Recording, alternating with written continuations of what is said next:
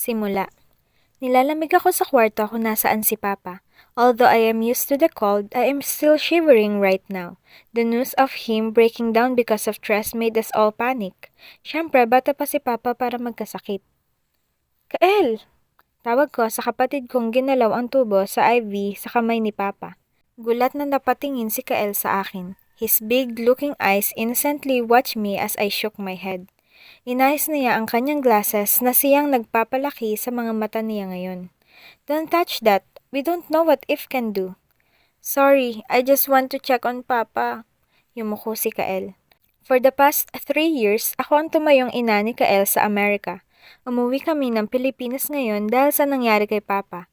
Ang sabi ng doktor, na-stress daw si Papa at nagka-mild stroke.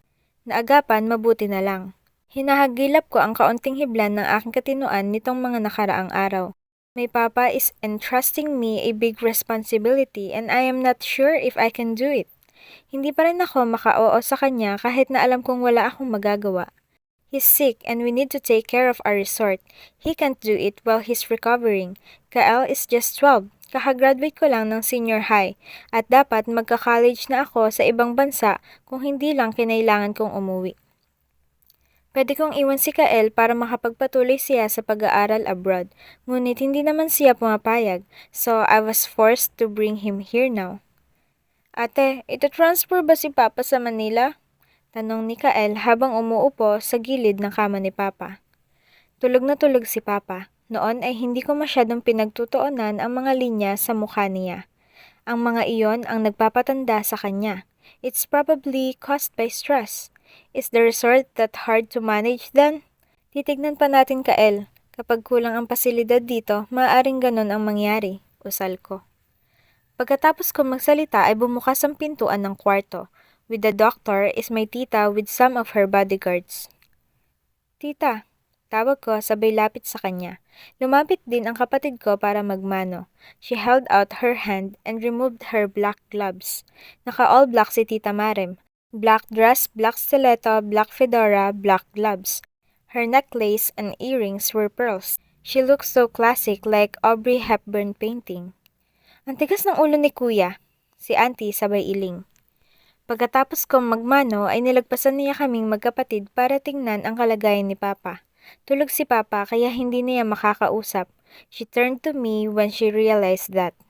Ilang oras na siyang tulog? Tanong niya. 3 hours, sabi ko. Ngumiti siya. Even under her fair skin, her high cheekbone were highlighted. Paano yung resort? Maayos pa naman, tita, sagot ko. Tinanggal niya ang isang glove sa kabilang kamay at tinagilid ang ulo. Darling Snow, I know Kuya needs to rest. It's either you let him do that here? She sarcastically eyed the whole hospital room na tila ba naliliitan siya rito, and then she turned to me. Or in Manila, which will mean that no one can handle the resort. I can handle it. I volunteer. Papa warned me about this. Interesado si Tita Maram sa beach resort namin.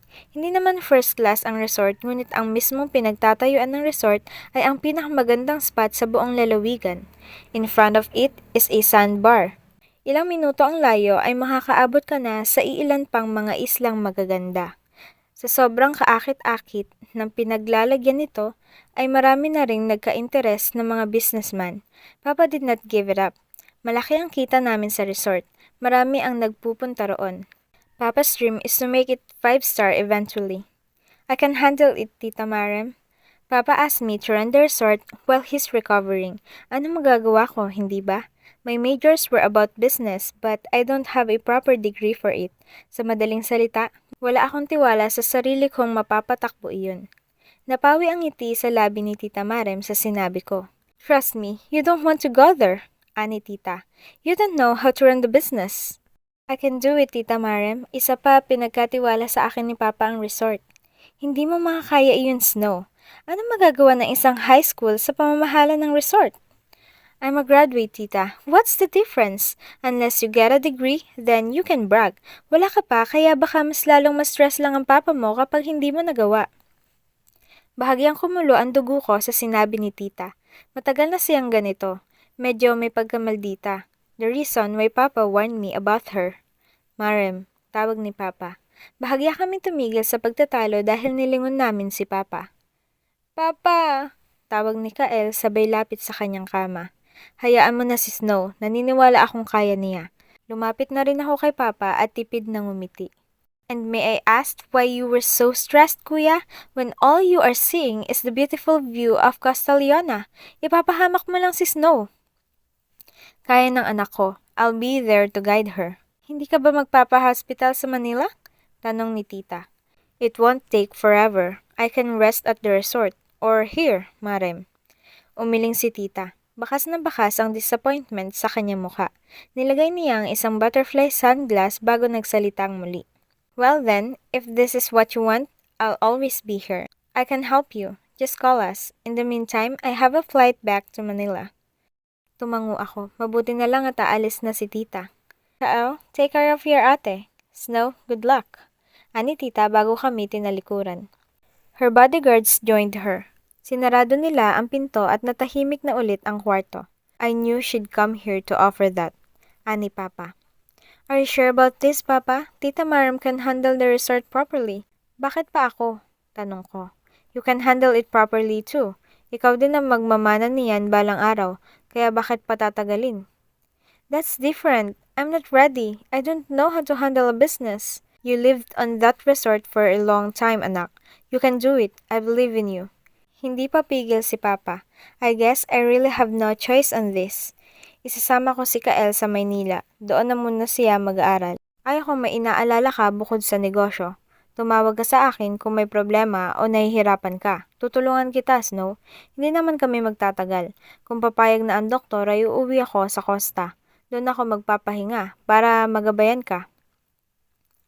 Pinag-isipan niya na talaga itong mabuti. The details about it were already said. Talaga palang matutuloy iyon. I was left with no choice but to act as the president or CEO of the whole resort. Mabuti na lang at iyong binili ni Papa na resort ay hindi pa lubusang natatapos or else I'll be doomed. Running one resort is already a big thing. Paano pa kaya kung dalawa na? Tinignan ko ang aking reflection sa salamin ng aming sasakyan. Ilang oras pa ang biyahe bago makarating sa probinsya. Naaalala ko kung paano kami bimahe noon. Mahigit kumulang 1 oras na lang ang layo nito sa airport, ngunit probinsyang-probinsya ang dating noon. Sa probinsyang iyon nakatira ang buong pamilya ni Papa. May ancestral house roon na siyang ginawang bahay ng pamilya ni Tita Marem. Hindi kalayuan sa bahay ay ang buong building ng resort. Ang kahabaan ng Costa Leona ay tanaw kahit nasa 2nd palapag ka pa lang ng building na iyon. Sino pong tao sa mansyon? Tanong ko sa driver. Isang driver at isang bodyguard ang pinasama ni Papa sa akin. Si Kael, tulad ng gusto ni Papa, ay iniwan ko sa kanya. Umalis si Ma'am Maria Emilia kaya maaaring walang tao ngayon doon. Pinag-isipan kong mabuti kung saan ako tutuloy. Kung sa mansyon ba o sa isang kwarto na lang sa hotel. It's going to be accessible if I stay at the hotel. Plus, it's cheaper I think, kesa sa isang buong bahay ang guguluhin ko. Mas mainam na sa isang kwarto na lang sa hotel ako tutuloy. Sa hotel niyo po ako idiretso. Kukunin ko ang malaking kwarto sa 2nd palapag. Sabi ko, may numero po ba kayo kay Ma'am Agdipa? Tanong ng driver. Wala pa nga po eh. Doon ko na lang kukunin sa kanya pagkarating ko. At an early age, I was forced to be more responsible. When Mama left us, ako ang tumayong ina sa aming pamilya. I encouraged Papa to push his plans on the hotels kahit na halos wala na siyang gustong gawin noon kundi magpakalasing. I sing a lullaby for Kael so he can sleep at night, kaya dapat madali lang itong gagawin ko sa akin. Tulad ng sinabi ko, sa hotel pumasok ang aming sasakyan, The Coast. That's what I saw at the gates of our resort. It's italicized gold letters. Sa likod ng pangalan ay ang marmol na dingding at sa paligid ay ang mga halamang sinadyang itanim doon para maging maganda ang tanawin. The Coast Group of Hotels. Mas maliit naman ang salita sa baba ng mismong pangalan ng hotel. Tumigil ang sasakyan at lumabas agad ang bodyguard. Lumabas na rin ang driver para kunin ang aking mga maleta sa loob. Ako na po ang kukuha ng kulay brown na bag, sabi ko. Ilang saglit pa akong nanatiling nakatulala bago ako nagdesisyon na gumalaw. Binuksan ko ang pintuan ng sasakyan at lumabas na ako. Bukas ang pintuan sa likod dahil kakakuha lang ng driver at ng bodyguard ng mga gamit ko. Nauna na silang pumunta papasok ng hotel habang kinukuha ko iyong bag sa likod.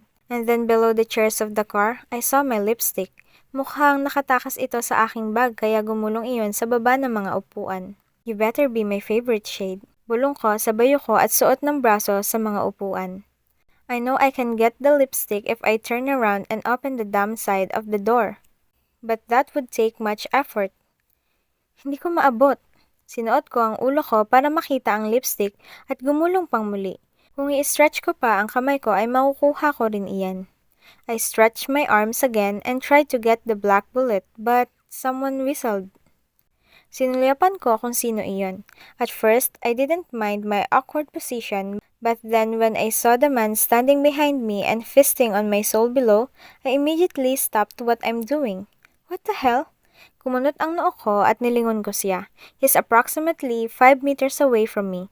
The lust in his eyes were very evident and his devilish smile made me want to puke. Inayos ko ang palda ng aking dress. Alam ko kung anong tinitingnan niya kanina. Hanggang ngayon ay naroon pa rin ang mga mata niya. But then I remember, we're in our resort. He might be a guest. But if he's a guest, that doesn't mean that it's okay to be pervert. Good afternoon, miss. Maligayang bati niya sabay ngisi. Ano kayang kinukuha mo riyan at parang kay hirap? Bahagya pa siyang yumuko para tingnan ko kung ano ang kinukuha ko sa ilalim ng mga upuan kahit na ang mga mata niya'y nasa aking palda. Tumikim ako at mas lalong inayos ang paldas ng aking damit. Excuse me, mister. You might want to get lost before I throw you out of this place. I freaking don't care if he's a guest or not. Wala siyang karapatang mamboso. Napawi ang ngiti niya but amusement is still evident on his eyes. Then I realized he's kind of... You can say that actually... No, mahal ang praises ko. Gusto ko lang tumulong, miss. Iyon bang itim na bagay sa ilalim? Uminit ang pisngi ko nang tinuro niya ang ilalim ng mga upuan, which looks like, by the way, he's pointing at my undies. I'm on the verge of calling all the security team of the whole freaking resort to throw him out. I don't care whoever he is, son of politician, action star, big tycoon, whatever, I need him out of this place. What did you say? Pagalit kong sinabi. May maitim sa ilalim ng upuan ng expedition nyo. Iyon ba iyon? Inulit niya. Tinuro ko siya. Nagbabaga ang aking pisngi. Alam ko ang ibig mong sabihin, mister. Kilala mo ba ako? Kung hindi ay mas mabuting tumahimik ka na lang dahil ipapalabas kita sa resort na ito kung hindi ka tumigil. Sigaw ko. Hindi ko alam kung anong ibig mong sabihin, miss, pero iyong nasa ilalim ng upuan niyo ang tinutukoy ko. Hindi ba inaabot mo nga iyon? Mas lumalim ang boses niya. Humakbang siya palapit sa akin. Nanatili akong nakatayo roon. Wala akong balak na umatras kahit rapist pa siya. Nahuli kitang sinisilipan ako. You're a rapist waiting to happen. Kumunot ang noon niya at yumuko sa paraang ginawa ko kanina. Walang kahirap-hirap niyang nakuha ang lipstick ko. Nilahad niya iyon sa akin ngunit hindi ko iyon kinuha. Nanatili akong galit, mabilis ang bawat hinga. Kung sinisilipan kita, dapat ay hinawi ko ang iyong palda. Yumuyuko ka kanina nang nakikita ang kabuuan ng panty mo kaya nakita ko. Hindi iyon silip dahil ipinapakita mo naman. Nanlaki ang mga mata ko. It's like saying that it's not rape because I'm wearing a bikini. Isang sampal ang ginawad ko sa kanya. Hindi ko maalala kung may nasampal na ba ako noon, ngunit sa ginawa ko ay pakiramdam ko, sanay na sanay ako. Sa sobrang lakas ng sampal ko, pati ang palad ko ay masakit. Hindi siya agad nakabawi. His hair got kind of messed up and his jaw showed.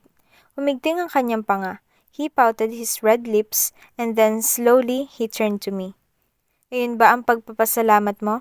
Tanong niya at nilapag ang aking lipstick sa likod ng sasakyan. You're a pervert, future rapist, I accused him without hesitation. I don't care what happens next, if he's gonna sue me or what. Umiling siya at humugot ng malalim na hininga bago unti-unting umalis. Sinundan ko siya ng tingin. Inayos kong muli ang palda ng aking dress. So much for my first day as president. Fuck this.